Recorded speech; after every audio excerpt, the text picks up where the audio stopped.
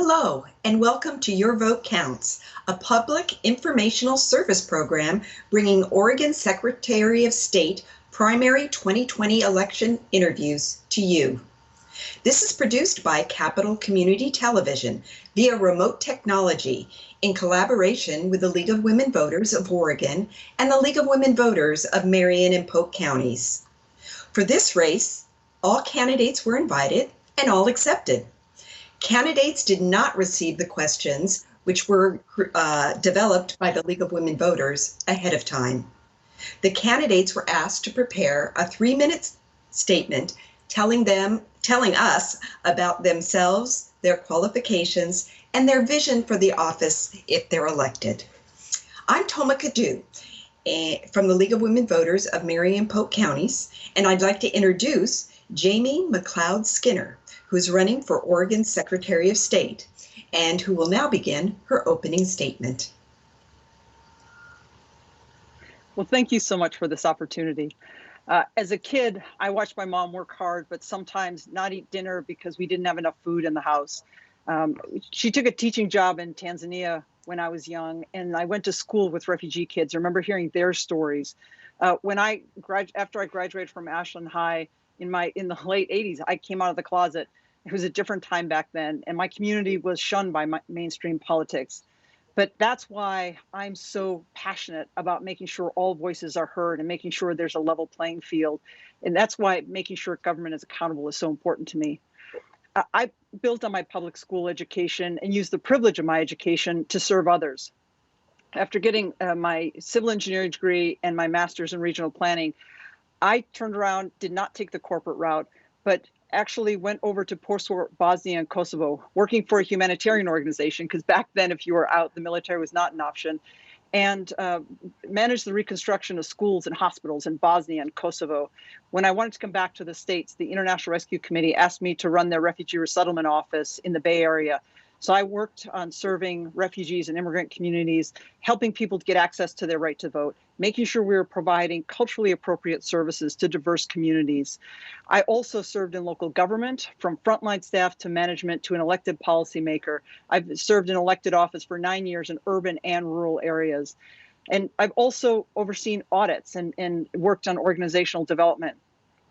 I've also been actually a longtime League of Women Voters member. My current role, and when I came back home to Oregon, I got a law degree from the U of O, focused on water law, natural resource law, and Indian law. I've worked in city management. I've worked also frontline staff, and so I know government well. And the role of Secretary of State is essentially an executive management role that oversees over 200 people and several divisions to make sure government is accountable and works for everyone. That's why I'm so excited about it. So I'm running to help protect our democracy, to make sure government is accountable to all Oregonians, and to safeguard our environment. Those are all parts of the responsibilities of the Secretary of State's office. I serve now as a Jefferson County Education Service District board member. The governor appointed me to serve on OEB. I'm a natural resource attorney. I got my law degree from the U of O. But what's so key about the experience that I bring to the table for Secretary of State is an understanding of how government works, to be able to make sure we can make government more accountable, and also reaching out and serving multiple communities throughout our state.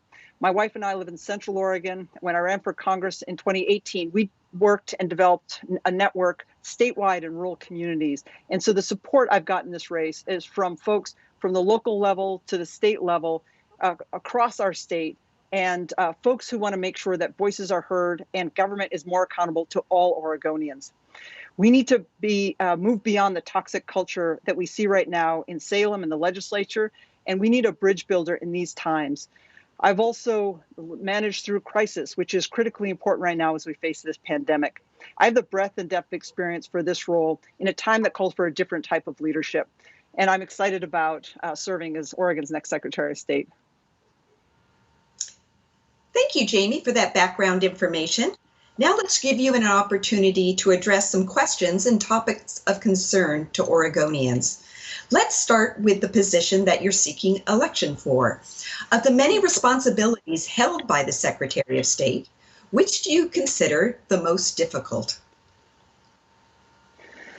Well, There are many that are critically important. Obviously, elections and making sure we're protecting our democracy.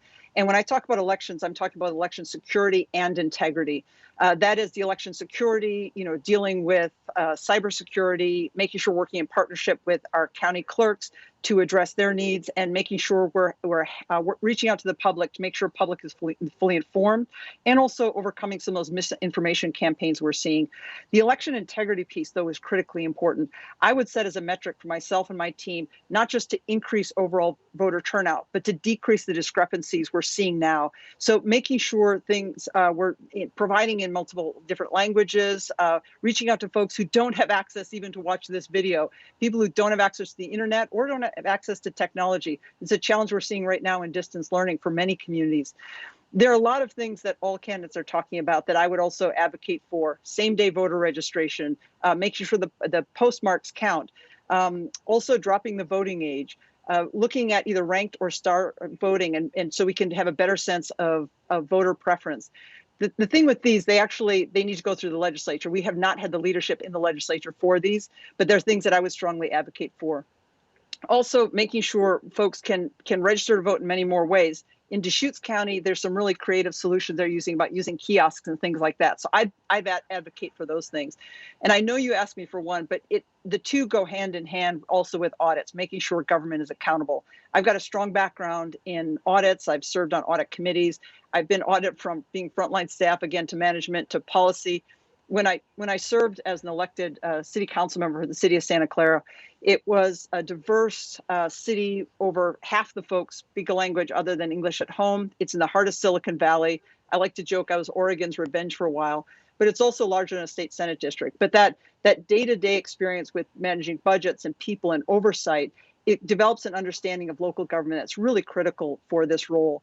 And in audits, it's going to be everything from the process of how we do it, making sure that we're looking at both strengths and opportunities for improvement. And that was the training I've had, and that's training I've provided as well. But it's also the type of audits, not just financial, but performance audits, equity audits, sustainability audits, safety audits, and information security audits, to make sure we're really addressing the needs and being accountable to all Oregonians.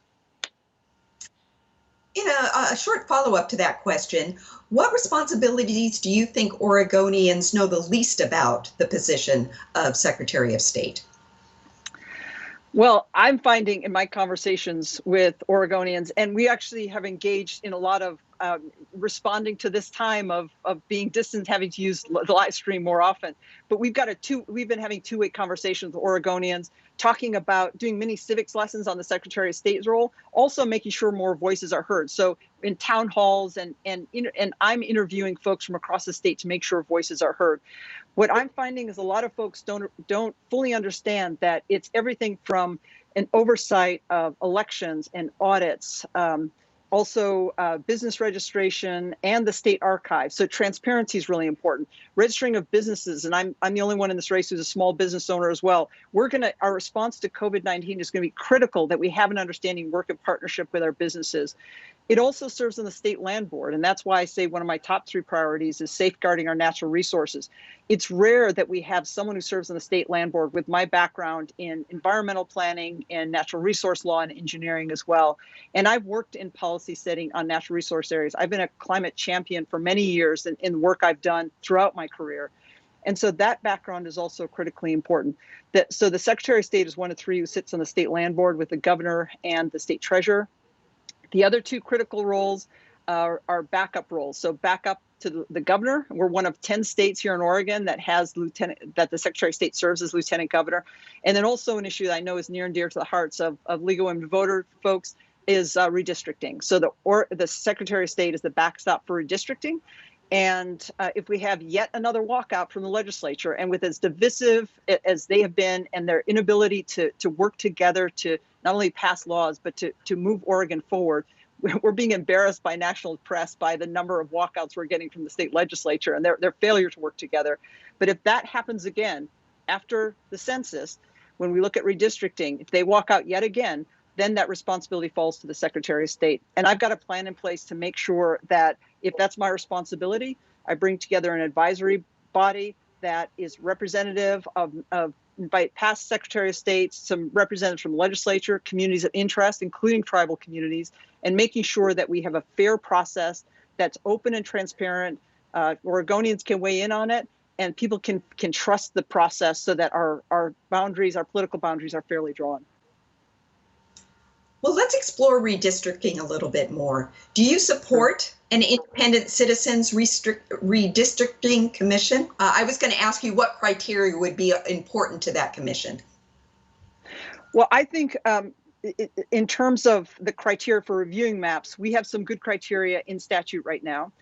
To answer your question, I think conceptually having an independent body is critically important. That said, the makeup of that body needs to make sure it's addressing communities of interest. So one of the criteria within a statute right now is to make sure you're not dividing up communities of interest. I am very concerned that vulnerable communities, and again, communities that I am championing and folks who are supporting me in this race because their voices are not being heard now in Salem, that I want to make sure those voices are heard as part of the process. And I greatly respect the ballot measure that the League of Women Voters has proposed for this session. I'm not convinced that all of those voices will be heard and addressed through that process. So I think it's not where I think it needs to be a ballot measure that I would support. But I do think the concept of having a fair system, I am absolutely supportive of. I have a long track record throughout my 9 years of elected office experience of commitment to ethics. I've actually, Santa Clara University has a Markkula Center for Applied Ethics for Government. It's something I was very involved in.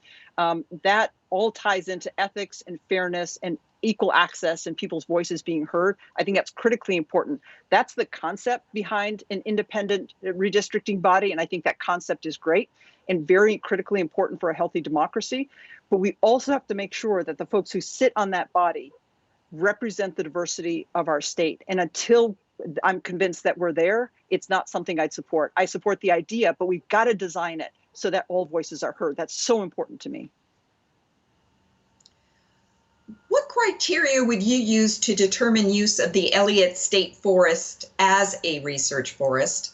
And what impact will this have on the Common School Fund? Yeah, so my some of my background and training is as a planner, as a regional planner. And if you think about at the city level, you have general plans and you have specific zoning code or the specific details. One of the things that I would advocate for the state land board in general, including the Elliott Forest, but in general for our use of our management of our state lands and public waterways, because that's public land. It's a public trust in those of us who would serve on that board, and public land needs to be cared for the public's interest for now and the long-term future. And so an overall sustainable practice, this is a vision that I've been talking about, bringing Oregonians together to develop that plan that would apply to anything that came before the state land board. That would include the Elliott Forest project. So the Elliott Forest is our last large resource for our state lands, and making sure that we are utilizing those resources for the long-term interests of Oregonians is really important. I appreciate that there's been a process that's brought us to the point now, and the recommendation to work closely with OSU, I think conceptually is a good idea, but I do not think it should just be through the forestry department, because the value of the state lands is multiple. There's everything from carbon sinks to the ecology, to a tourism factor, to studies and research. So I disagree with the concept that our state forests should just be seen for how many trees we can cut and how much timber we can take out of it. Because even if there is management of the forest, and even if there's harvesting of some of the wood, obviously we need to protect our natural boundaries around that. But also we should be looking at developing local economies to work on manufacturing, not just cutting and selling, which has been a real oversight, I think, in Oregon's practice of management of our natural resources in the past. But the management team for the Elliott State Forest should be a very diverse and broad-based team, including tribal representatives, to make sure that we are addressing all those long-term interests, have a sustainable practice for the long run. So you mentioned the school fund, the Common School Fund, that is now receives resources from our state lands. And it's a little bit more than 1% of actually the money that goes into schools. So we need to make sure our kids are funded and their resources are funded. This is especially important to me as an Education Service District Board member here in Central Oregon. But I also think that we should not just be looking at maximizing how much money we should get out of our state lands, because we have other resources as well, other ways we can invest in our kids. And the value to our kids include the value and use of our public lands. And so I'm having conversations with folks who are talking about the possibility of decoupling it. I think that's an idea we should be looking at, but at the same time, we need to make sure that we're finding resources, other resources, to make sure we're taking care of our kids, because that's our future as well. Well, I think we have time for about one more question. Let's focus it on audits. How will you ensure that the results of state audits are available to the public and contribute to continuous improvement of government services? I'm so glad you asked an audit question, because I'm an audit geek and I love answering audit questions. So any information that we get about audits it's the public's business. That's the role to make sure of the Secretary of State, to make sure that the public has access and chooses their government through the election process, and that government is accountable and responsive. And so by definition, people have to see the results of audits to find out what information is available, what's working and what's not working. When I have served in office before, I've always said, I don't believe in spending public money. I believe in investing public resources for the long-term gain of our community, of our state. And so it would be with that mindset. I mentioned briefly before the different types of audits I would do. It's also the rollout process that I think is really important about building public trust.